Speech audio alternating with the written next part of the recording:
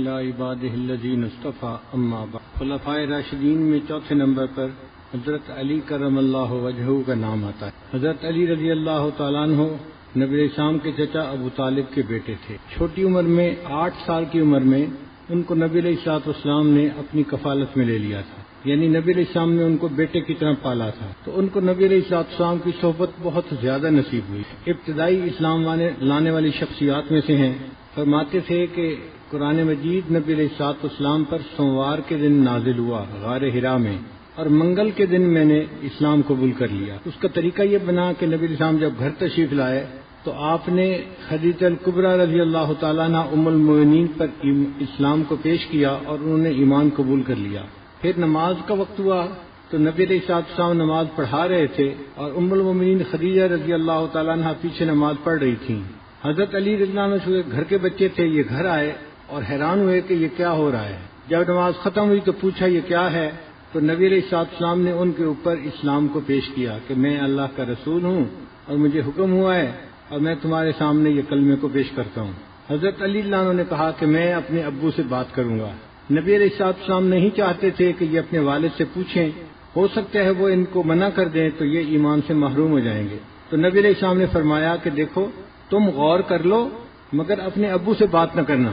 حضرت علی عنہ فرماتے ہیں کہ میں ساری رات سوچتا رہا اور نبی علیہ السلام کی شفقت، محبت اور صداقت، امانت کے بارے میں دل میں محبت بڑھتی گئی، اور بالآخر میں نے رات میں فیصلہ کر لیا کہ جو آپ نے فرمایا ہے مجھے اس کو قبول کرنا ہے، لہذا اگلے دن جب منگل کا دن آیا تو میں نے اسلام کو قبول کر لیا۔ تو عورتوں میں سب سے پہلے خدیجہ الکبریٰ عنہ ایمان لائیں، بچوں میں سب سے پہلے حضرت علی عنہ ایمان لائے، اور مردوں میں سب سے پہلے سیدنا صدیق اکبر عنہ ایمان لے آئے۔ حضرت علی عنہ کو اللہ تعالیٰ نے اپنی زندگی میں بہت اعزازات عطا فرمائے۔ ان کی زندگی کے حالات پڑھتے ہیں تو حیران ہوتے ہیں۔ ان میں سے ایک اعزاز یہ بھی تھا کہ جب نبی علیہ السلام نے ہجرت فرمائی تو آپ صلی اللہ علیہ وسلم نے حضرت علی عنہ کو بلایا اور فرمایا کہ تم میرے بستر پر میری چادر لے کر لیٹ جاؤ، سو جاؤ، اور فلاں فلاں بندے کی امانتیں میرے پاس ہیں، کل یہ امانتیں ان لوگوں کے حوالے کر کے پھر تم ہجرت کر کے مدینہ آ جانا۔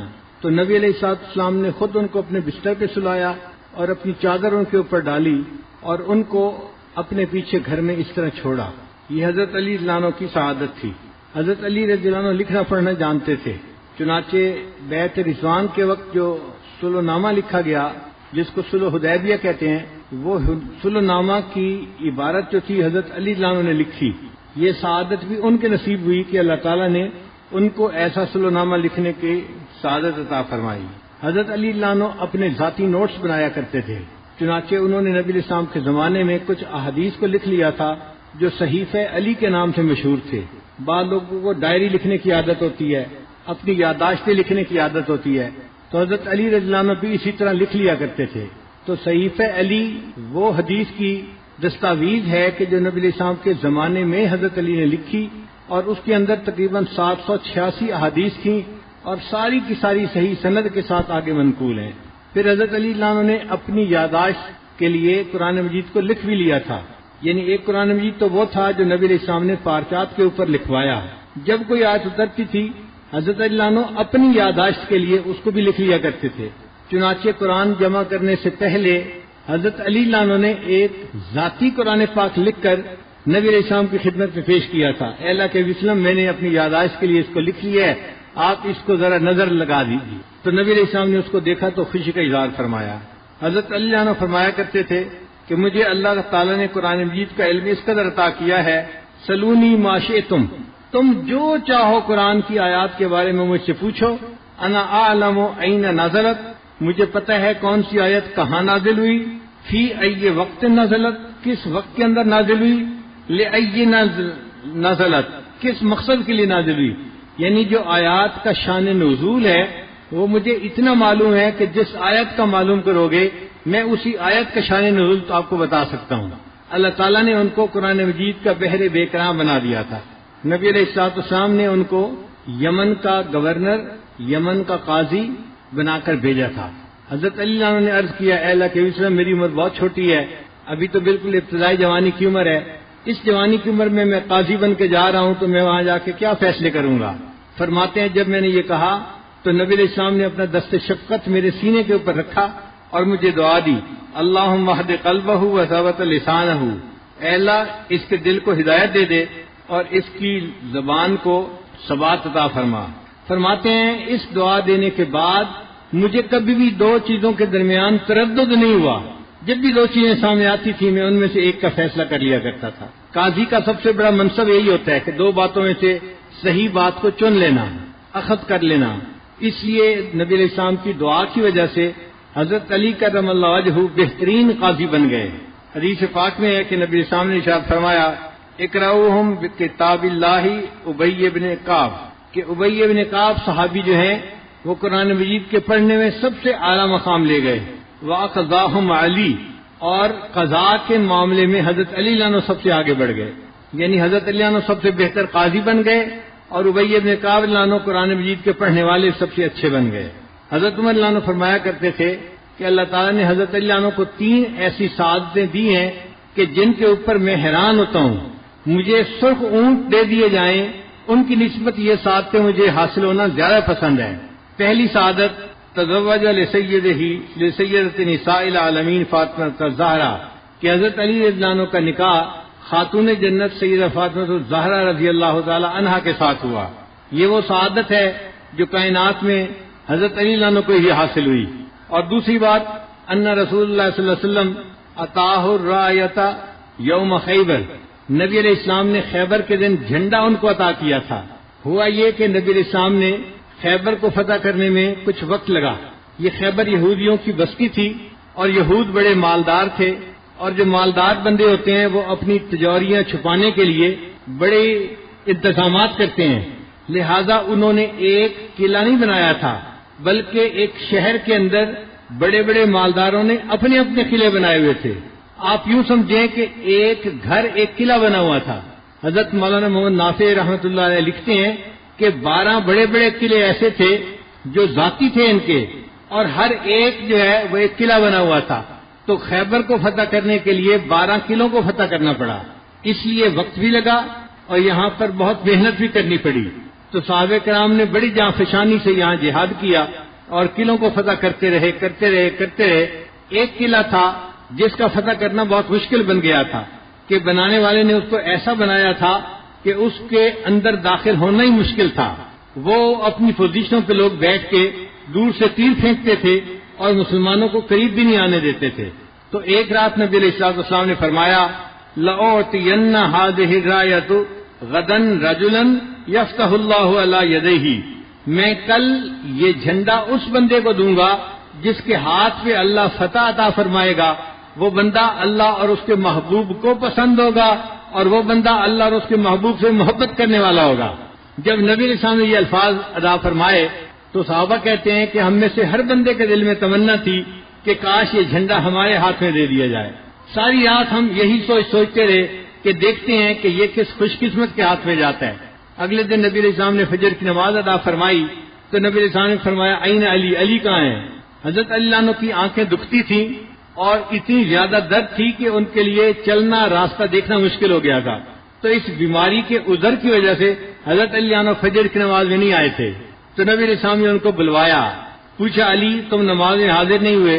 عرض کیا اے اللہ کے نبی صلی اللہ علیہ وسلم میں بیمار تھا، میری آنکھیں دکھتی تھیں اور درد تھی اور مجھے راستہ ہی نظر نہیں آ رہا تھا، چلا ہی نہیں جا رہا تھا۔ تو نبی علیہ السلام نے فرمایا کہ اچھا یہ جھنڈا تم پکڑو اور جا کر یہ جھنڈا پکڑو اور جا کر تم جو آخری قلعہ ہے اس کو فتح کرو۔ اے اللہ کے نبی صلی اللہ علیہ وسلم میں جھنڈا پکڑنے کے لیے تو تیار ہوں لیکن مجھے تو نظر ہی نہیں آتا۔ تو جب انہوں نے کہا کہ مجھے نظر ہی نہیں آتا تو اللہ کے محبوب صلی اللہ علیہ وسلم نے اپنے لعاب کو اپنی مبارک انگلی کے ساتھ لگایا اور اس کو حضرت علی عنہ کی آنکھوں کے اوپر لگا دیا۔ حضرت علی عنہ فرماتے ہیں کہ میری آنکھوں کا درد اسی وقت ختم ہو گیا اور میری آنکھیں ایسی ٹھیک ہوئی کہ اس کے بعد زندگی بھر خراب نہیں ہوئی۔ وہ لعاب جو کھاری پانی کے اندر شامل ہوا اور اس نے کھاری پانی کو میٹھا کر دیا، وہ لعاب جو سیدنا رسول اللہ صلی اللہ علیہ وسلم کا تھا اس کی برکت ہی عجیب تھی، ایک لمحے میں آنکھوں کی بینائی کو ختم کر دیا اور ان کی آنکھیں شفا یاب ہو گئیں۔ حضرت علی عنہ نے جھنڈا ہاتھ میں پکڑا اور باقی صحابہ کے ساتھ مل کر اس قلعے کے اوپر حملہ کر دیا۔ اب اس قلعے کا دروازہ بہت بھاری تھا اور مضبوط تھا، اکھڑتا نہیں تھا۔ حضرت علی عنہ نے اس کو اکھاڑنے کی کوشش کی اور اللہ کی شان کے اتنا جذبہ تھا ان کے اندر کہ انہوں نے اس دروازے کو اکھاڑ دیا وہاں پر ایک آدمی تھا جس کا نام تھا مرحب، وہ مقابلے میں تھا، وہ بھی بڑا بہادر تھا. تو حضرت علی عنہ نے اس دروازے کو اکھاڑا اور ایک ہاتھ میں اس کو ڈھال کی مانند پکڑ لیا اور دوسرے ہاتھ میں تلوار پکڑی اور مقابلہ کرنے لگ گئے. اللہ کی شان کہ حضرت علی عنہ کو اللہ تعالیٰ نے فتح عطا فرمائی. ایک صحابی کہتے ہیں کہ پھر حضرت علی عنہ نے اس دروازے کو دور پھینک دیا. میں دوسرے دن 7 بندوں کو ساتھ لے کر گیا کہ ہم جا کر دیکھیں کہ دروازے کا وزن کتنا ہے. ہم 8 بندوں نے مل کر دروازہ اٹھانے کی کوشش کی. ہم 8 بندے اس دروازے کو نہ اٹھا سکے. جس دروازے کو 8 بندے مل کے نہیں اٹھا سکے اس کو حضرت علی عنہ نے بائیں ہاتھ سے اکھاڑ کر ایک طرف پھینک دیا. اللہ تعالیٰ نے ان کو ایسی قوت عطا فرمائی تھی. یہ صرف جسمانی قوت کی بات نہیں تھی، یہ ایک روحانی قوت تھی جو اس وقت اللہ کے حبیب صلی اللہ علیہ وسلم کے حکم کی وجہ سے حضرت علی عنہ کے اندر ابھر آئی تھی. چنانچہ وہ فاتح خیبر کہلائے. تو پہلی بات کہ سیدہ فاطمہ الزہرا رضی اللہ تعالیٰ عنہ ان کے نکاح میں تھیں، ایک یہ اعزاز، اور دوسرا اعزاز کہ ان کو خیبر کے دن جھنڈا عطا کیا نبی علیہ السلام نے، اور تیسری بات کہ نبی علیہ السلام نے ارشاد فرمایا علی میرے اور تیرے سوا جنبی حالت میں مسجد میں سے گزرنا کسی بندے کے لیے جائز نہیں ہے. کیونکہ ان کے گھر ایسے بنے ہوئے تھے کہ مسجد کے بالکل قریب ان کے گھر تھے، حجرے مسجد کے ساتھ تھے. نبی علیہ السلام کے بھی جو حجرات تھے ساتھ مسجد تھی، حضرت علی رضی اللہ عنہ کا جو حجرہ تھا ساتھ مسجد تھی. تو آتے جاتے کئی مرتبہ گزرنا پڑ جاتا تھا. تو نبی علیہ السلام نے فرمایا علی میرے اور تیرے سوا کسی جنوبی مسجد بندے کے لیے مسجد میں سے گزرنا جائز نہیں ہے. یہ چھوٹ اور رعایت بھی اللہ تعالیٰ نے حضرت علی رضی اللہ عنہ کو عطا فرمائی تھی. حضرت علی عنہ کی 2 کنیتیں تھیں. ایک تو آپ کے بڑے صاحبزادے تھے حضرت حسن رضی اللہ تعالیٰ عنہ، تو ان کی وجہ سے آپ کی کنیت تھی ابو الحسن. حضرت علی عنہ کے 3 بیٹے تھے، ایک حسن، ایک حسین اور ایک محسن. مگر محسن جو تھے وہ چھوٹی عمر میں فوت ہو گئے تھے، بچپن میں ہی، اس لیے ان کے 2 بیٹے گئے جاتے ہیں. ورنہ حقیقت میں فاطمہ الزہرا رضی اللہ تعالیٰ عنہ کے 3 بیٹے تھے، حسن، حسین اور محسن. محسن چونکہ چھوٹے تھے اور فوت ہو گئے اس لیے ان کا کتابوں میں تذکرہ زیادہ نہیں آتا. اور 2 صاحبزادیاں تھیں سیدہ فاطمہ الزہرا رضی اللہ عنہ کی، ایک زینب اور ایک ام کلثوم. زینب بھی چھوٹی عمر میں فوت ہو گئی تھی اور ام کلثوم جو تھی وہ بڑی ہوئی اور ان کا نکاح حضرت عمر رضی اللہ عنہ کے ساتھ ہوا تھا. حضرت عمر رضی اللہ عنہ کو حضرت علی کا داماد ہونے کا شرف ہی حاصل تھا. ایک طرف وہ نبی علیہ السلام کے سسر بھی تھے اور دوسری طرف وہ حضرت علی عنہ کے داماد بھی تھے. یہ رشتہ داریاں لوگ بیان نہیں کرتے کہ آپس میں کتنے قریب تھے یہ لوگ. تو اہل بیت کے ساتھ حضرت عمر عنہ کا دوہرا تعلق تھا. تو ایک ان کی کنیت تھی ابو الحسن اور دوسری ان کی کنیت تھی ابو تراب. تراب کہتے ہیں مٹی کو، ابو تراب مٹی کے باپ. ہوا یہ کہ ایک مرتبہ نبی علیہ السلام سیدہ فاطمہ الزہرا رضی اللہ عنہ کو ملنے کے لیے تشریف لائے. حضرت علی عنہ گھر پہ نہیں تھے. پوچھا فاطمہ علی کہاں ہے؟ اے اللہ کے حبیب صلی اللہ علیہ وسلم میرے ساتھ کسی بات پر آپس میں تھوڑی رنجش ہو گئی تھی، طرح کلامی سی ہو گئی تھی. انسانوں کی طبیعتیں ہیں، بس ایسے ہی ہو گئی تھی تو وہ خاموشی سے چلے گئے، غصے میں گھر سے چلے گئے. حضرت علی عنہ جب گھر سے نکلے تو تھکے ہوئے تھے، ایک دیوار کے سائے میں جا کے زمین کے اوپر ہی لیٹ گئے اور ان کو نیند آ گئی. نبی علیہ السلام گھر سے نکلے حضرت علی عنہ کو ڈھونڈنے کے لیے تو ایک جگہ دیکھا کہ زمین کے اوپر ہی لیٹے ہوئے ہیں، ان کے جسم پہ بھی مٹی لگی ہوئی ہے اور ان کے سر پہ بھی مٹی لگی ہوئی ہے. تو نبی علیہ السلام نے فرمایا ابو تراب اٹھو، یعنی ابو تراب کا لفظ نبی علیہ السلام نے استعمال فرمایا، اے مٹی کے باپ اٹھو. تو انہوں نے اس کو اپنی کنیت ہی بنا لیا. ان کو جب ابو الحسن کہا جاتا تھا تو حضرت اللہ نے فرمایا کرتے تھے مجھے یہ زیادہ پسند ہے کہ تم مجھے ابو تراب کے نام سے پکارو، میرے آقا نے مجھے اس نام سے پکارا تھا. حضرت علی عنہ کی یہ خوبی تھی کہ وہ نبی علیہ الصلوۃ والسلام سے اس وقت میں بھی بات کر لیا کرتے تھے جب کبھی نبی علیہ السلام غصے میں ہوتے تھے، جلال میں ہوتے تھے. اس وقت ابو بکر و عمر کی بھی ہمت نہیں پڑتی تھی بات کرنے کی، مگر حضرت علی عنہ کا چونکہ بہت گہرا تعلق تھا، داماد بھی تھے، بیٹے کی طرح بھی تھے، رشتہ دار بھی تھے، کزن بھی تھے، گھر کے بچے تھے، تو حضرت علی عنہ جرأت کر کے اس وقت بھی بات کر لیا کرتے تھے اور کئی مرتبہ نبی علیہ السلام کے ساتھ مذاق بھی کر لیا کرتے تھے. چنانچہ نبی علیہ السلام بھی جب کبھی اچھے جو ہے موڈ میں ہوتے تو مذاق فرما لیا کرتے تھے. یہ نبی علیہ السلام کی خصوصی صفت ہے، ورنہ آپ کا روب ایسا تھا کہ آپ کے ساتھ بات کرنا لوگوں کو مشکل ہوتا تھا. وہ کہتے تھے کہ آپ کے سامنے بولنا مشکل ہوتا تھا. تو اللہ کے نبی صلی اللہ علیہ وسلم ان کے سامنے روب کو کم کرنے کے لیے کبھی کبھی خوش طبعی بھی فرما لیا کرتے تھے. چنانچہ حضرت انس نبی علیہ السلام کے خادم تھے تو نبی علیہ السلام نے ان کو ایک دفعہ فرمایا یا ذل اذنین، وہ 2 کانوں والے. اب دیکھیں ہر بندہ دو کانوں والا ہے، مگر ان کو جب دو کانوں والے کہا تو ان کو یہ لفظ بڑا اچھا لگا کہ میرے آقا صلی اللہ علیہ وسلم نے مجھے دو کانوں والا کہا ہے. یا ذل الذنین، بات سچ بھی ہوتی تھی مگر بات کے اندر مزاح بھی ہوتا تھا. یہ نبی علیہ السلام کی خصوصیت تھی. چنانچہ ایک مرتبہ ایک بوڑھی عورت نبی علیہ السلام کی خدمت میں حاضر ہوئی، پوچھنے لگی کہ اللہ کے نبی صلی اللہ علیہ وسلم کیا میں جنت میں جاؤں گی؟ تو نبی علیہ السلام نے فرمایا جنت میں کوئی بوڑھی عورت داخل نہیں ہوگی. جب نبی علیہ السلام نے یہ فرمایا تو وہ عورت تو بڑی غمزدہ ہوئی اور رونے لگ گئی. روتے روتے حال برا کر لیا. ام المومنین نے دیکھا تو انہوں نے کہا اللہ کے نبی صلی اللہ علیہ وسلم یہ عورت اتنا رو رہی ہے اور آپ فرما رہے ہیں کہ کوئی بوڑھی عورت جنت میں نہیں جائے گی. تو نبی علیہ السلام نے فرمایا میں جو کہہ رہا ہوں سچ کہہ رہا ہوں، یہ بوڑھی عورت جوان بن کر جنت میں جائے گی، بوڑھی داخل نہیں ہوگی. ایک مطلب ایک صحابی نے نبی علیہ السلام سے اونٹ مانگا تو نبی علیہ السلام نے فرمایا میں اونٹ کا بچہ دے سکتا ہوں. وہ بڑا پریشان، مجھے سامان اٹھانے ہے، مجھے تو بھرپور جوان اونٹ چاہیے، اور نبی علیہ السلام فرماتے ہیں میں اونٹ کا بچہ دے سکتا ہوں. وہ کافی دیر منتیں کرتے رہے اے اللہ کے نبی سے مجھے بڑا اونٹ چاہیے، بھرپور اونٹ چاہیے. پھر نبی علیہ السلام نے جب دیکھا کہ کافی دیر ہو گئی تو فرمایا بہن میں تمہیں جو بھی بڑا اونٹ ہوگا وہ بھی تو کسی اونٹ کا بچہ ہی ہوگا نا. تو اللہ کے حبیب صلی اللہ علیہ وسلم کا مزاح بھی اتنا پیارا ہوتا تھا کہ سچ بھی ہوتا تھا اور دوسرا بندہ اس کو انجوائے بھی کرتا تھا. ایک دفعہ چند صحابہ تھے نبی علیہ السلام کی خدمت میں، حضرت علی رضی اللہ عنہ بھی ان میں شامل تھے. کچھ کھجوریں پیش کی گئیں تو سب لوگ کھجوریں کھا رہے تھے اور جو کھجور کی گٹلیاں تھیں وہ اپنے سامنے دسترخوان پہ رکھ رہے تھے. حضرت علی رضی اللہ عنہ بھی کھجوریں کھا رہے تھے، نبی علیہ السلام بھی کھجور نوش فرما رہے تھے. جب آپ نے کھجوریں کھائیں تو اپنی گٹلیاں نبی علیہ السلام نے حضرت علی عنہ کی گٹلیوں کے ساتھ رکھنی شروع کر دی. اب جب سب کھانا کھا چکے تو نبی علیہ السلام نے فرمایا بھائی ذرا گٹلیاں گنو کہ اس نے کتنی کھجوریں کھائی ہیں. اب سب کی کھجوریں تو آدھی آدھی نکلی اور حضرت علی کی گٹلیاں ڈبل نکلی.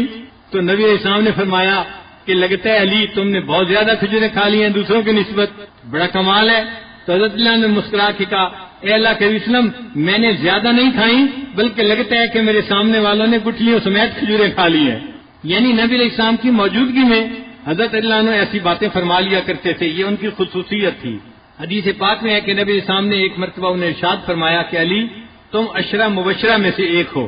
حضرت علی رضی اللہ عنہ امت کے بے مثال خطیب اور بے مثال مجاہد تھے. انہ احد من اعلی المجاہدین، چنانچہ غزوات میں سب سے آگے رہا کرتے تھے. غزوہ بدر میں آگے، احد میں آگے، بیعت عقبہ میں آگے اور بیعت رضوان میں آگے. تمام مواقع پہ حضرت عنہ آگے رہا کرتے تھے. جنگ خندق میں ایک بہادر تھا قریش کا، اس کا نام تھا عمر بن عبد ود. اس کے بارے میں کہا جاتا تھا کہ یہ 1000 بندوں کے برابر طاقت رکھتا ہے. یعنی آپ سمجھیں کہ وہ اپنے وقت کا گاما پہلوان تھا، اتنا مشہور تھا. اس کے سامنے لوگ آتے ہوئے گھبراتے تھے کہ اس بندے کے پاس تو 1000 بندوں کی طاقت ہے، اس کا کیسے مقابلہ کیا جا سکتا ہے. وہ خندق کو پار تو نہ کر سکا لیکن خندق کے اندر جو ہے نا اتر گیا اور اس نے مسلمانوں کو للکارنا شروع کر دیا، ہے کوئی تم میں سے جو میرے مقابلے میں آئے، میں تو اتنا بہادر ہوں، میں تو اتنا نڈر ہوں. اس نے بڑے اشعار پڑھنے شروع کر دیے. حضرت علی عنہ نے نبی علیہ السلام سے پوچھا اے اللہ کے نبی وسلم مجھے اجازت ہو تو میں اس کے ساتھ مقابلہ کروں. نبی علیہ السلام نے کہا تم یہاں میرے پاس بیٹھ جاؤ. کیونکہ نبی علیہ السلام کو پتا تھا نوجوان ہے اور گرم خون ہے تو یہ چل پڑے گا، اور اس اتنے بہادر بندے کے ساتھ مقابلہ کرنا کوئی آسان بات نہیں ہے. تھوڑی دیر کے بعد اس نے پھر اور اشعار پڑھے تو حضرت اللہ عنہ نے پھر اجازت مانگی. دوسری مرتبہ نبی علیہ السلام نے ذرا سختی کے ساتھ کہہ دیا کہ نہیں تم یہیں بیٹھے رہو. حضرت اللہ عنہ بیٹھ گئے. اب تیسری مرتبہ اس نے اس مسلمانوں پہ تان کرنا شروع کر دیا. جیسے بندہ کہتے ہیں نا تم میں سے کوئی ہے مرد جو میرے مقابلے میں آئے، تم تو کمزور ہو، تمہارے اندر تو طاقت نہیں، ہمت نہیں، تم کچھ نہیں کر سکتے. اس نے اس قسم کی تان آمیز باتیں کرنی شروع کر دی. جب اس نے اسلام پر مسلمانوں پر تان کرنا شروع کیا تو حضرت اللہ عنہ کی جو غیرت ایمانی تھی وہ رک نہ سکی اور انہوں نے نبی علیہ السلام سے بڑی لجاجت سے عرض کیا اے اللہ کے وسلم اب مجھے اجازت دے دیجئے، اب مجھے اپنے زندہ رہنے کا کوئی فائدہ نظر نہیں آتا. تو نبی علیہ السلام نے اجازت دے دی. حضرت اللہ عنہ اس بندے کے سامنے آئے اور اس کو آ کر کہا کہ ہاں میں تمہارے مقابلے میں آ گیا ہوں، بات کرو. اس نے سمجھ لیا کہ یہ علی بہادر ہیں تو اب وہ ذرا گھبرایا کہ میرے مقابلے میں ایسا بندہ آ گیا. کہنے لگا اصل میں تم قریش کے بچے ہو، تمہارا کوئی بڑا نہیں جو میرا مقابلہ کر سکے، میں بچوں کے ساتھ کیا مقابلہ کروں گا. حضرت علی نے فرمایا کہ میں بچہ ہی صحیح لیکن جب میں مقابلے کے لیے اتر آیا ہوں اب تو مجھ سے بھاگنے کی کوشش مت کرو، میرے ساتھ مقابلہ کرو. جب یہ کہا تو عمر بن عبد ود نے حضرت اللہ عنہ کے اوپر تلوار کا وار کیا. اب وہ تلوار کا وار اتنا زور کا تھا کہ حضرت اللہ عنہ نے خود پہنا ہوا تھا، اس خود کے اندر وہ تلوار لگی اور تلوار اٹک گئی، یعنی ٹوٹ کے اٹک جاتی ہے جیسے اٹک گئی.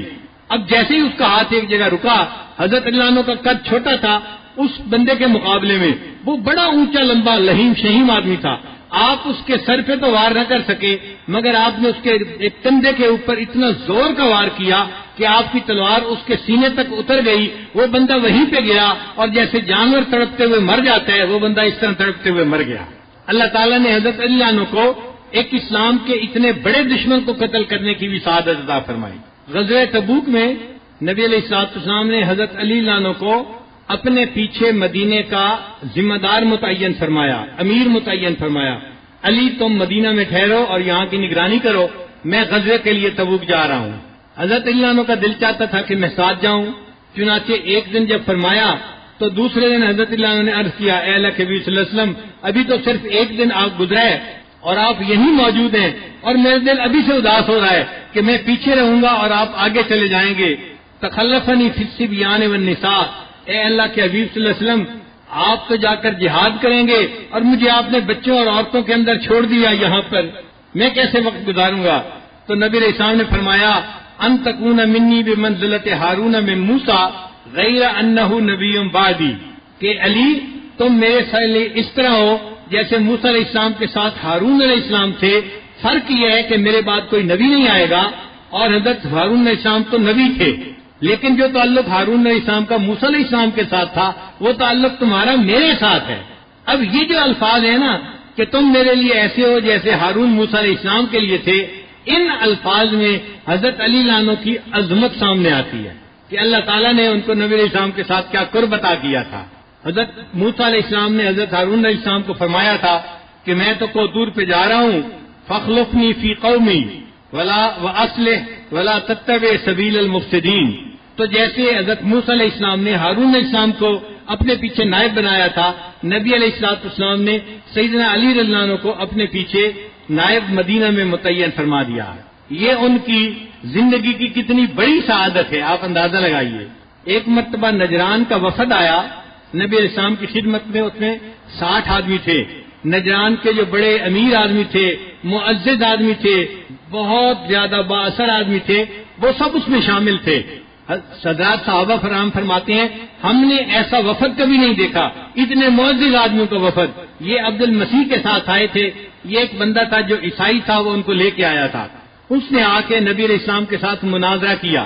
مناظرے میں اس نے کہا کہ دیکھیں حضرت عیسیٰ علیہ السلام بغیر باپ کے پیدا ہوئے، لہذا حضرت عیسیٰ علیہ السلام اللہ کے بیٹے ہیں. یہ عبد المسیح نے کہا تھا. جب اس نے یہ بات کی تو نبی علیہ السلام نے جواب میں فرمایا کہ اچھا عیسیٰ علیہ السلام بغیر باپ کے پیدا ہوئے تو وہ اللہ کے بیٹے، تو آدم علیہ السلام تو بغیر ماں اور باپ کے پیدا ہوئے، پھر وہ کس کے بیٹے ہوئے؟ ایسی بات تھی کہ فبہت الذی کفر، وہ بالکل مبہوت ہو کے رہ گیا، کوئی جواب نہیں دے سکا. اب جب لاجواب ہو گیا تو کہنے لگا اچھا ہم جاتے ہیں اور سوچ کے پھر دوبارہ کبھی آئیں گے. اللہ تعالیٰ نے اپنے حبیب صلی اللہ علیہ وسلم کو وہی فرما دی، میرے محبوب صلی اللہ علیہ وسلم ان کو یہاں سے ایسے ہی نہ جانے دیں، بلکہ ان کو مبالغے کی دعوت دیں تاکہ حق اور باطل واضح ہو جائے. چنانچہ قرآن مجید کی آیات اتری کہ ندعو ابناءنا وابناءکم ونساءنا ونساءکم وانفسنا وانفسکم ثم نبتہل فنجعل لعنۃ اللہ علی الکافرین. تو نبی علیہ السلام نے جب ان کو مبالغہ کی دعوت دی تو نبی علیہ السلام اپنے گھر والوں کو لے کر نکلے. اب ان گھر والوں میں کون تھے؟ حضرت علی رضی اللہ تعالیٰ عنہ، سیدہ فاطمہ الزہرا رضی اللہ تعالیٰ عنہا، اور سیدنا حسن اور حسین، حسنین کریمین، وہ بھی ساتھ تھے. حدیث میں آتا ہے کہ نبی علیہ السلام نے ان سب کو اپنے پاس اکٹھا کر کے فرمایا اللہم ہؤلاء اہلی، اے اللہ یہ میرے اہل ہیں. اور پھر آپ ان کافروں کے پاس آئے اور فرمایا کہ دیکھو میں اپنے گھر والوں کو لے کے آ گیا ہوں، اب تم بھی میرے سامنے آؤ اور ہم ایک دوسرے کے ساتھ مبالغہ کرتے ہیں. مگر کفر کے اندر طاقت نہیں ہوتی. اس نے پھر بہانہ بنایا، نہیں ہم مبالغہ پھر کبھی کریں گے، اور بہانہ بنا کر وہ وہاں سے فرار ہو گئے. ایک مرتبہ نبی السلام نے حضرت علی عنہ کو فرمایا علی انت منی و انا منکا، تو مجھ سے ہے اور میں تجھ سے ہوں. بتانے کا مقصد یہ تھا کہ میرا اور تیرا رشتہ اتنا گہرا ہے کہ وی آر سیم بلڈ، آج کے دور میں کہتے ہیں وی آر سیم بلڈ، ہم ایک خون ہیں. تو یہ نبی علیہ السلام فرمانا چاہتے تھے انت منی وانا منکا، میں تجھ سے ہوں تو مجھ سے ہے. یعنی ایک درخت ہے اور اس کی دو شاخیں ہیں، وہ دونوں شاخیں ایک دوسرے کے ساتھ ایک ہوتی ہیں. تو نبی علیہ السلام نے اس طرح دیا، ان کو مثال دی کہ چونکہ دونوں کا رشتہ بہت قریب کا تھا، چچا زاد بھائی تھے. علی میرا اور تیرا رشتہ اتنا قریب کا رشتہ ہے. چنانچہ جب نبی علیہ السلام مدینہ طیبہ پہنچے تو آپ صلی اللہ علیہ وسلم نے مہاجرین کو سیٹل کرنا تھا. یہ اس زمانے کا ایک بڑا مسئلہ تھا اور کسی بھی لیڈر کے لیے بڑی بات ہوتی ہے. ہزاروں آدمی ہجرت کر کے آئیں تو ان کو کہاں سیٹل کیا جائے، ان کے لیے خیمہ بستی بنائیں، ان کو کس پر بوجھ بنائیں، ان کے کام کاروبار کا کیا بنے گا. یہ ایک بڑا کام تھا، مگر نبی علیہ السلام نے اس کا اتنا پیارا اور بہترین حل بنایا کہ آپ نے مواخات کروا دی. فرمایا انما المؤمنون اخوہ، سب ایمان والے ایک دوسرے کے بھائی بھائی ہیں. اللہ نے ایک مہاجر اور ایک انصاری کو بھائی بنا دیا. یہ مہاجر اس کا بھائی، یہ مہاجر اس کا بھائی، سب کو بھائی بھائی بناتے گئے. اور مہاجرین کو ان انصار نے اس طرح بھائی بنایا کہ ایک انصاری کے ہاں 2 باغ تھے. انہوں نے مہاجر کو کہا کہ 2 میں سے ایک باغ تم پسند کر لو، ایک باغ میں لے لوں گا، تمہارا بھی گزارا ہو جائے گا، میرا بھی گزارا ہو جائے گا. ایک نے کہا کہ میرے 2 مکان ہیں، ایک مکان میں میں رہ لیتا ہوں، ایک مکان آپ لے لیں، ہم دونوں کی زندگی اچھی گزر جائے گی. ایک مہاجر بھائی نے تو یہاں تک کہا، ایک انصار بھائی نے، کہ دیکھو میری 2 بیوی ہیں، ان میں سے جو تمہیں پسند آتی ہے میں اس کو طلاق دے کے فارغ کر دیتا ہوں، تم اس کے ساتھ نکاح کر لو، تمہیں بھی بیوی مل جائے گی اور مجھے بھی ایک بیوی خدمت کے لیے مل جائے گی، اور ہم دونوں بھائی اس طرح ایک دوسرے کے ساتھ مل کر گزارا کریں گے. یعنی مواخات کی یہ مثال پوری دنیا میں کوئی پیش نہیں کر سکتا جو نبی علیہ الصلوۃ والسلام نے پیش فرمائی. جب آپ نے سب کو بھائی بھائی بنا دیا تو حضرت اللہ نے پوچھا اے اللہ کے حبیب صلی اللہ علیہ وسلم، آپ نے سب کو بھائی بھائی بنا دیا تو میری مواخات کس کے ساتھ ہے؟ نبی علیہ السلام نے فرمایا علی تیری مواخات میرے ساتھ ہے، تو میرا بھائی ہے. اب حضرت عنہ کی یہ سعادت تھی کہ اللہ کے حبیب صلی اللہ علیہ وسلم نے مواخات میں ان کو اپنا بھائی فرمایا. پھر نبی علیہ السلام نے فرمایا انت اخی فی الدنیا والآخرہ، علی تو دنیا اور آخرت میں میرا بھائی ہے. ایک حدیث میں نبی علیہ السلام نے فرمایا لا یحبنی الا مؤمن ولا یبغضنی الا منافق، علی تم سے محبت نہیں کر سکتا مگر وہی جو مومن ہوگا، اور تجھ سے وہی بندہ بغض رکھے گا جو منافق ہوگا. صحابہ کرام کہتے ہیں کہ نبی علیہ السلام کی اس حدیث کی وجہ سے ہم دیکھا کرتے تھے جس بندے کے دل میں حضرت علی کی محبت ہوا کرتی تھی ہم اسے مومن سمجھتے تھے، جس کے دل میں اعتراض ہوتے تھے ہم اس کو منافق سمجھا کرتے تھے. الحمدللہ آج اہل سنت والجماعت کے جتنے حضرات ہیں سب حضرت علی عنہ سے بے پناہ محبت کرتے ہیں. خلفائے راشدین چاروں حضرات سے بے پناہ محبت کرتے ہیں. ایک مرتبہ سیدہ فاطمہ زہرا رضی اللہ تعالیٰ عنہ اما صدیق عنہ کے گھر میں آئی، پوچھا کہ نبی علیہ السلام کہاں ہیں؟ فرمایا کہ وہ تو کہیں گئے ہوئے ہیں. تو حضرت فاطمہ واپس چلی گئی. جب نبی علیہ السلام واپس تشریف لائے تو ام المومنین نے بتایا نبی علیہ السلام کو کہ جات عائشہ، اے اللہ کے حبیب صلی اللہ علیہ وسلم جات فاطمہ آئی تھی. اب جب فاطمہ آئی تھی تو نبی علیہ السلام سیدہ فاطمہ کے گھر تشریف لے آئے. حضرت علی عنہ فرماتے ہیں کہ میں اور فاطمہ ہم ایک بستر پر سو گئے تھے. اس زمانے کا بستر کیا ہوتا تھا؟ ایک ٹاٹ ہوتا تھا، وہ بچھا دیا جاتا تھا، اس کے اوپر لیٹ جایا کرتے تھے، وہی ان کا بستر کہلاتا تھا. چونکہ رات کا وقت ہو چکا تھا سونے کا تو فرماتے ہیں کہ ہم دونوں سو چکے تھے. اللہ کے حبیب صلی اللہ علیہ وسلم جب آئے تو دروازہ کیا تھا؟ ٹاٹ کا ایک کپڑا تھا جو لٹکا ہوا تھا، یہ دروازہ ہوا کرتا تھا، لکڑی کے دروازے نہیں تھے. عائشہ عنہ کے دروازے پر بھی لکڑی کا ایک کپڑا تھا، ایک کپڑا تھا موٹا جو دروازہ کہلاتا تھا. تو پردہ تھا، پردہ ہٹا کے آ جاتے تھے. تو نبی علیہ السلام نے آواز دی اور پردہ ہٹایا اور اندر تشریف لے آئے. حضرت عنہ فرماتے ہیں کہ میں نے چاہا کہ میں اٹھ کے بیٹھ جاؤں تو نبی علیہ السلام نے فرمایا الا مکانکما، تم دونوں جہاں ہو اسی حال میں رہو، تمہیں ہلنے جلنے کی ضرورت نہیں ہے. فرماتے ہیں کہ سیدہ فاطمہ زہرا بھی لیٹی ہوئی تھی اور ساتھ میں قریب میں بھی لیٹا ہوا تھا. نبی علیہ السلام تشریف لائے اور ہم دونوں کے درمیان میں بیٹھ گئے. اس طرح بیٹھے کہ نبی علیہ السلام کی ایک جو ٹانگ مبارک تھی وہ میرے جسم کے ساتھ لگ رہی تھی اور جو دوسری ٹانگ تھی وہ سیدہ فاطمہ زہرا کے جسم سے لگ رہی تھی. وہ فرماتے ہیں کہ اللہ کے حبیب صلی اللہ علیہ وسلم اس طرح ہم دونوں کے درمیان آ کر بیٹھ گئے اور پھر پوچھا بیٹی فاطمہ کیا تم مجھے ملنے کے لیے آئی تھی؟ عرض کیا ابا جان میں ملنے کے لیے آئی تھی. کیا مقصد تھا ملنے کا؟ ابا جان آپ کے پاس بہت ساری باندیاں آئی ہیں، غلام آئے ہیں، اور میں گھر میں اکیلی ہوں، سارے کام مجھے کرنے پڑتے ہیں، میں کھانا بھی بناتی ہوں اور گھر کے برتن بھی دھوتی ہوں، جھاڑو بھی دیتی ہوں، باقی کام بھی کرتی ہوں، اور میرے ہاتھوں میں گٹے پڑ گئے ہیں، تو میں نے چاہا کہ کوئی مجھے آپ باندی دے دے، خادم دے دے، تو مجھے گھر میں آسانی ہو جائے گی کاموں میں۔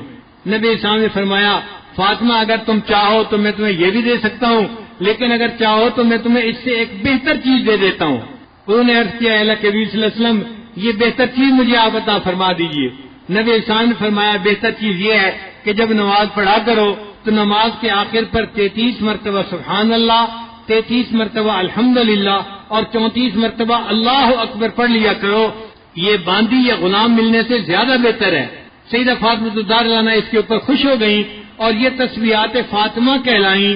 حضرت علی عنہ فرماتے تھے یہ تسبیحات فاطمہ کا بتانا یہ نبی علیہ الصلوۃ والسلام کا یہ بھی میرے لیے ایک اعزاز کی بات ہے۔ آپ صلی اللہ علیہ وسلم میرے بستر کے اوپر آ کر بیٹھے اور آپ نے یہ عمل عطا فرمایا جس عمل سے پوری امت نے فائدہ اٹھایا۔ نبی علیہ الصلوۃ والسلام نے 10 ہجری میں حج فرمایا، 9 ہجری میں فرض ہوا تھا، اور پہلے سال نبی علیہ السلام نے حضرت ابوبکر صدیق کو رضی اللہ عنہ کو امیر حج بنا کر بھیجا تھا اور انہوں نے حج فرمایا تھا۔ پھر اگلے سال نبی علیہ السلام خود امیر حج بن کر تشریف لائے، اس کو حجۃ الوداع کہتے ہیں۔ تو حجۃ الوداع میں صحابہ کرام نبی علیہ السلام کے ساتھ مدینہ سے مکہ آئے تھے۔ حضرت علی عنہ اس وقت یمن میں تھے، وہ یمن سے ایک جماعت لے کر مکہ مکرمہ پہنچے اور وہاں ان کی نبی علیہ السلام سے ملاقات ہوئی۔ نبی علیہ السلام نے ان سے پوچھا بما احللتا، علی تم نے کون سا احرام باندھا ہوا ہے؟ حج 3 طرح کے ہوتے ہیں، حج افراد، حج قران اور حج تمتع۔ تو نبی علیہ السلام پوچھنا چاہتے تھے کہ تم نے کس حج کی نیت کی ہے؟ تو حضرت علی عنہ کو تو پتہ نہیں تھا کہ نبی علیہ السلام نے کس حج کی نیت کی ہے۔ حضرت علی عنہ نے بڑا خوبصورت جواب دیا، ان کا اے اللہ کے حبیب صلی اللہ علیہ وسلم احللت بما احل به النبی صلی اللہ علیہ وسلم، میں نے نیت کرتے ہوئے یہ نیت کی تھی اے اللہ میرے آقا صلی اللہ علیہ وسلم نے جس حج کا احرام باندھا ہے میں بھی اسی حج کا احرام باندھ رہا ہوں۔ آپ اندازہ لگائیے محبت کا کیا عالم تھا۔ چنانچہ انہوں نے پھر حج قران کیا۔ پھر نبی علیہ الصلوۃ والسلام کے پاس قربانی کے جانور تھے، اس کو ہدی کہتے ہیں، تو حضرت علی عنہ بھی لے آئے۔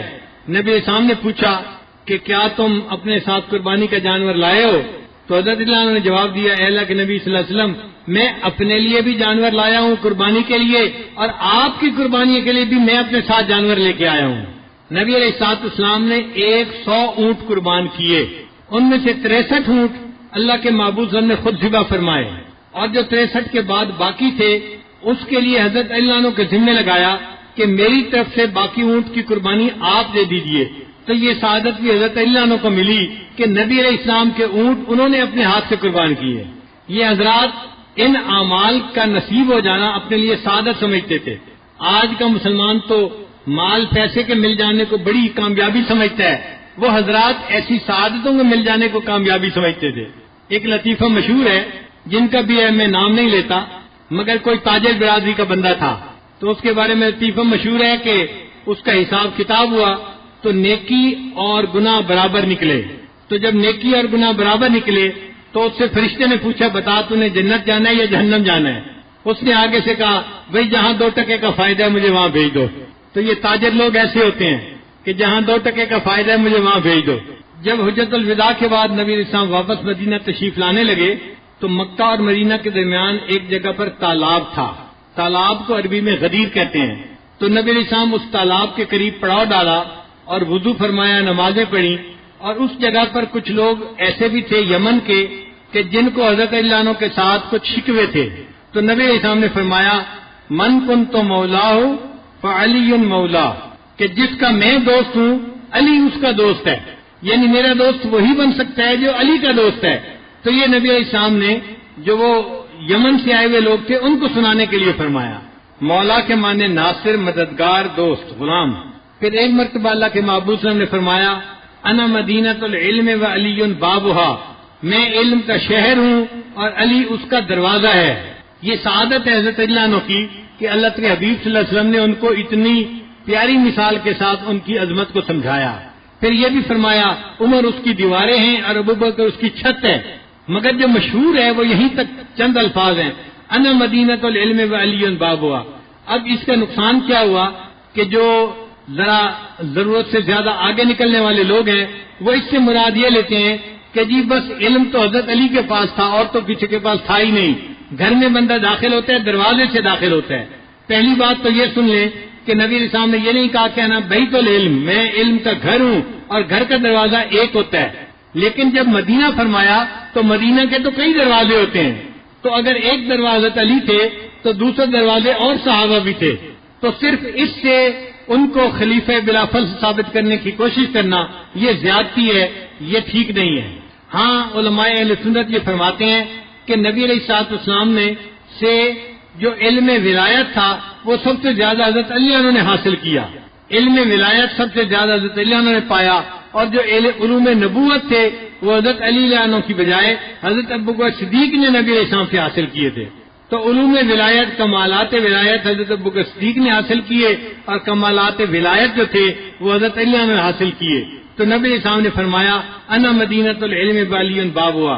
حضرت ابوبکر صدیق عنہ سے ایک نقشبندی نسبت چلتی ہے، اور حضرت علی عنہ سے باقی تینوں سلاسل چشتیہ، قادریہ، سہروردیہ، یہ سارے سلسلے اوپر جا کر حضرت حسن بصری سے ملتے ہیں. اور حسن بصری رحمت اللہ علیہ کا تعلق حضرت علی عنہ کے ساتھ تھا، تو یہ حضرت علی عنہ سے چلے. تو کمالات ولایت امت کے اندر حضرت علی سے پھیلے، اور کمالات نبوت اس امت میں حضرت ابوبکر صدیق عنہ کے ساتھ پھیلے. حضرت علی عنہ کو اللہ تعالیٰ نے بہت ذہانت عطا فرمائی تھی. خاص طور پر آپ کے جو فیصلے ہوا کرتے تھے وہ بہت زیادہ جامع اور مدلل ہوتے تھے. حضرت عمر رضی اللہ عنہ بھی آپ کے فیصلوں کا بڑا احترام فرمایا کرتے تھے. ایک مرتبہ ایک عورت کے اوپر زنا کا الزام تھا. حضرت عمر رضی اللہ عنہ نے صحابہ کو حکم دے دیا اس کو لے جائیں اور اس کو جا کر رجم کر دیں، سنسار کر دیں. تو صحابہ اس کو لے کے جا رہے تھے، ادھر سے حضرت اللہ عنہ آ گئے. انہوں نے اس عورت سے پوچھا کہ کیا ہے. اس نے بتایا کہ مجھ سے یہ گناہ ہوا ہے اور مجھے سنسار کرنے کے لیے لے کے جا رہے ہیں. حضرت اللہ عنہ نے صحابہ کو فرمایا کہ تم اسے نہیں لے جا سکتے، اس کو واپس لے آؤ اور آؤ ہم امیر المومنین سے بات کرتے ہیں. چنانچہ جب آئے تو امیر المومنین سے انہوں نے کہا امیر المومنین آپ نے حکم دیا؟ فرمایا ہاں میں نے حکم دیا ہے کہ اس کو رجم کر دو، اس نے گناہ کا اقرار کر لیا ہے. حضرت اللہ عنہ نے فرمایا امیر المومنین آپ اس کو رجم کا حکم اس لیے نہیں دے سکتے کہ یہ عورت حاملہ ہے، اور عورت جب تک حاملہ ہو اس کو رجم نہیں کیا جا سکتا. اگر عورت کو رجم کیا جائے گا تو جو بچہ پیٹ میں پرورش پا رہا ہے وہ ویسے ہی مر جائے گا. تو یہ ناحق قتل کی شریعت اجازت نہیں دیتی. اتنا انتظار کرنا پڑے گا کہ بچہ پیدا ہو جائے اور عورت اس وقت سنسار کی جائے. تو حضرت عمر اللہ نے فرمایا لولا علی لہلک عمر، اگر علی نہ ہوتے تو عمر تو ہلاک ہی ہو جاتا. تو حضرت علی عنہ عدالت کے معاملے میں، قضاء کے معاملے میں سب صحابہ سے بلند درجہ رکھتے تھے. ایک مرتبہ حضرت علی عنہ، حضرت ابوبکر صدیق عنہ، حضرت عمر عنہ تینوں جا رہے تھے. ایک طرف حضرت ابوبکر صدیق تھے اور دوسری طرف حضرت عمر عنہ تھے. ان دونوں حضرات کے قد ذرا لمبے تھے اور درمیان میں حضرت علی عنہ چل رہے تھے، اور حضرت علی عنہ کا قد تھوڑا چھوٹا تھا. جسم کے مضبوط تھے، ٹھوس تھے، بہت طاقتور تھے، مگر قد اتنا بڑا نہیں تھا. تو درمیان میں حضرت علی عنہ چل رہے تھے. حضرت علی عنہ کو مذاق سوجا. انہوں نے مذاق کیا کہ دیکھو ہم تینوں چل رہے ہیں تو جس طرح لنا کا لفظ ہوتا ہے نا کہ دونوں طرف اونچا ہوتا ہے، ایک طرف لام اور ایک طرف الف، اور درمیان میں چھوٹا نون ہوتا ہے. علی تم نون کی طرح ہو، ہم دونوں لام اور الف کی مانند ہے، ہم تینوں لنا بن کے چل رہے ہیں. حضرت علی نے فوراً جواب دیا ہاں اگر لنا کے لفظ سے نون کو نکال دیا جائے تو باقی لا رہ جاتا ہے، تو مجھے اگر تم تین میں سے نکال دیا جائے میرے بغیر تم بھی لا کی مانے لو. تو اللہ تعالیٰ نے ان کو بہت ذہانت عطا فرمائی تھی. ایک مرتبہ سیدہ فاطمہ زہرا رضی اللہ عنہا کے پاس تشریف فرما تھے. حضرت علی عنہ کو طبیعت کے اندر خوش طبعی آئی تو حضرت علی عنہ نے شعر بنایا ان النساء شیاطین خلقن لنا، کہ یہ عورتیں شیاطین ہیں اور ان کو ہمارے لیے پیدا کر دیا گیا ہے. چونکہ نبی علیہ السلام نے فرمایا النساء حبائل الشیاطین، عورتیں شیطان کی رسیاں ہیں، شیطان ان رسیوں سے دوسرے بندے کو ٹیپ کر کے اپنی طرف کھینچتا ہے.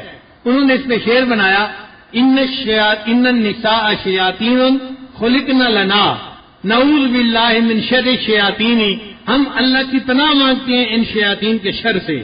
اب وہ بھی خاتون جنت تھی، اللہ تعالیٰ نے بھی ان کو علم عرفان عطا فرمایا تھا.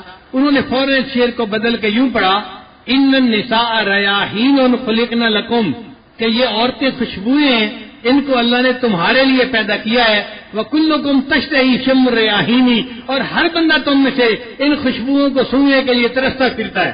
تو حضرت علی عنہ مسکرا پڑے، فاطمہ تم نے میرا اچھا جواب دے دیا۔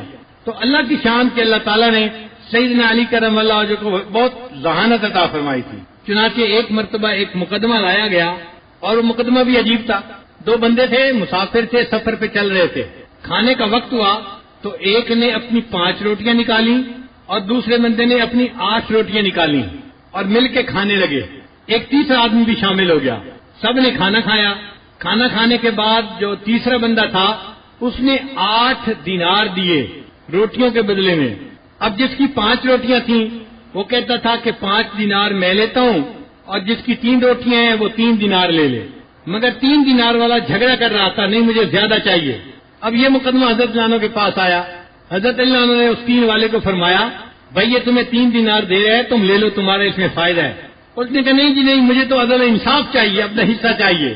جب اس نے زیادہ کہا تو حضرت عنہ نے فرمایا پھر میں جو انصاف کروں گا تم اس کو قبول کرو گے؟ جی میں قبول کروں گا۔ حضرت نے فرمایا اچھا، جس کی 5 روٹیاں تھیں اس کو 7 دینار دے دیے جائیں، اور جس کی 3 روٹیاں تھیں اس کو 1 دینار دیا جائے۔ اب وہ بڑے حیران، حضرت آپ نے یہ فیصلہ کیسے کیا؟ فرمایا فیصلہ قبول ہے تمہیں؟ اس نے کہا جی مجھے قبول ہے۔ فرمایا ہاں میں تمہیں لاجک بتا دیتا ہوں۔ لاجک یہ ہے، ایک کے پاس 5 روٹیاں تھیں، ایک کے پاس 3 روٹیاں تھیں۔ اب اس کو 3 بندوں نے برابر برابر کھایا۔ ہم یہی گمان کر سکتے ہیں کہ تینوں نے برابر کھایا ہوگا، اور اس کا کوئی طریقہ نہیں۔ تو کس نے کتنا کھایا؟ ہم یہ کہہ سکتے ہیں کہ 8 روٹیاں بنی اور 3 بندے تھے تو 24 ٹکڑے بنے، تو ہر ایک نے 8 ٹکڑے کھائے۔ اب جس کی 3 روٹیاں تھیں اس کے 9 ٹکڑے بنتے ہیں، اور اس نے 8 ٹکڑے تو اپنے کھائے اور 1 ٹکڑا فالتو دوسرے بندے نے کھایا۔ اور جس کی 5 روٹیاں تھیں اس کے 15 ٹکڑے بنے، 5 تیے 15، اس میں سے 8 اس نے کھائے اور 7 ٹکڑے دوسرے نے کھائے۔ لہذا میں نے فیصلہ یہ کیا کہ 7 دینار اس کو دے دیے جائیں اور 1 دینار اس کو دے دیا جائے۔ ایک خارجی تھا، وہ حضرت عنہ کی خدمت میں حاضر ہوا اور اعتراض کرنے لگا حضرت آپ سے پہلے جو خلفائے راشدین تھے ان کے زمانے میں بڑی فتوحات ہوئی، اسلام بڑا پھیلا، ان کے زمانے میں بڑا امن اور سکون تھا، اور آپ کے دور خلافت میں تو بس خانہ جنگی ہوتی رہی، آپس میں ہی لڑتے رہے، اسی میں ہی وقت گزر گیا۔ حضرت علی نے اس کی بات سنی اور فرمایا کہ دیکھو جو مجھ سے پہلے خلفائے راشدین گزرے ان کے مشیر ہم تھے اور ہمارے مشیر تم ہو، اس لیے ان کے زمانے میں فتوحات ہوئی اور ہمارے زمانے میں خانہ جنگی میں ہی وقت گزر گیا۔ ایسا جواب دیا کہ وہ بندہ منہ لٹکا کے چلا گیا۔ ایک کوفہ کا آدمی تھا ابو ملجم، وہ کسی عورت پر عاشق تھا اور چاہتا تھا کہ اس کے ساتھ نکاح کرے، شادی کرے۔ اس نے عورت کو رشتہ پیش کیا، عورت نے کہا کہ میری 2 باتیں ہیں ان کو پورا کر دو تو میں نکاح کر لوں گی۔ کون سی 2 باتیں؟ اس نے کہا ایک بات تو یہ کہ 3000 مہر ہوگا نکاح کا۔ اس نے کہا ٹھیک قبول ہے مجھے۔ اس نے کہا دوسری بات یہ کہ میرے قبیلے کے لوگوں کو حضرت علی عنہ نے بہت قتل کروایا ہے، یعنی جنگ ہوئی تھی آپس میں حضرت علی عنہ کے سامنے، تو حضرت علی عنہ کی فوج نے ان کے لوگوں کو خوب مارا تھا۔ کہنے لگی کہ اس کا میرے دل میں بڑا غصہ ہے اور میں چاہتی ہوں کہ تم حضرت علی کو شہید کرو۔ اس بدبخت نے اس شرط کو بھی قبول کر لیا، چنانچہ اس کے لیے اس نے ایک خنجر کو زہر میں بھگویا تاکہ اس خنجر کا وار لگے تو خنجر کے وار سے بندہ اگرچہ نہ بھی مرے، زہر کے اثر سے وہ مر جائے۔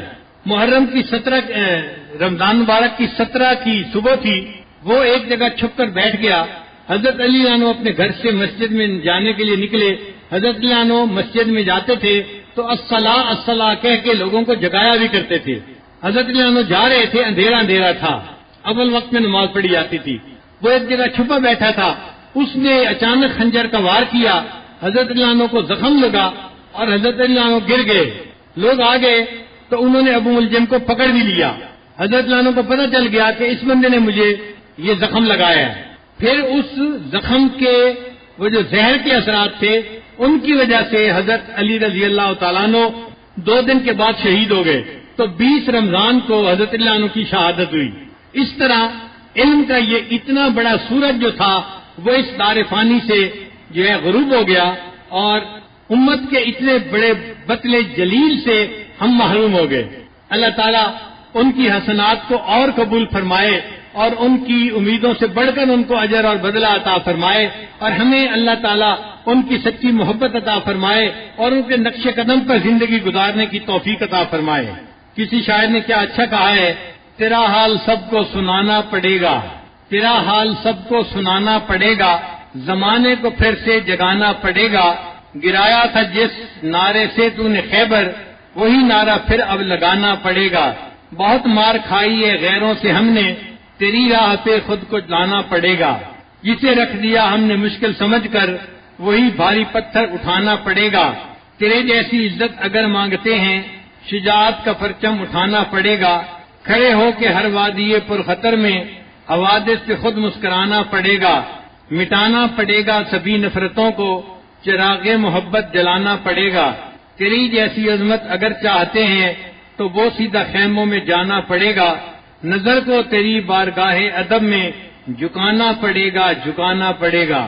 اللہ تعالی ہمیں سیدنا علی کرم اللہ وجہہ کی ذات بابرکات سے بہترین فیض عطا فرمائے، اور علوم معرفت جو ان کو اللہ نے عطا کیے تھے ان میں سے کوئی حصہ اللہ ہمیں بھی نصیب فرمائے۔ وآخر دعوانا ان الحمد للہ رب العالمین۔